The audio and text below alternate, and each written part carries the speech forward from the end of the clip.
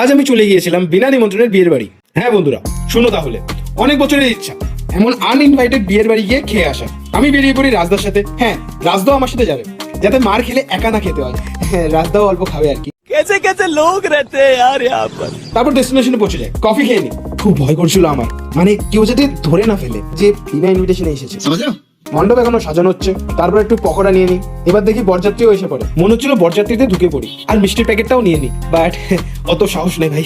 তাই আবার পকোড়া নিয়ে নি, আবার নি, আবার নি, আবার অনেক পকোড়া খেলাম। এবার আইসক্রিম খাই, তারপর আবার আইসক্রিম নিয়ে নি। এই বাবা মেরেছে, ড্রোনে ক্যাপচার না হয়ে পড়ি।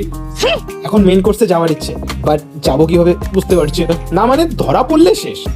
যাদের বিয়েতে এসেছি তাদের দেখিয়ে দিই, না মানে সামনে গিয়ে কথা বলবো, থাক কেউ চিনবে না, বেকার মার খেয়ে যাবো।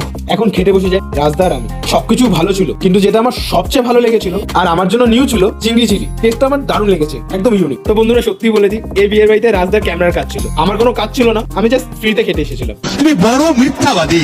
আইসক্রিম নিতে গিয়ে ভাইটা আমার আইসক্রিম নিয়ে নেয়। আজকের মতো এখানে বাই। ফলো করতে ভুলবেন না।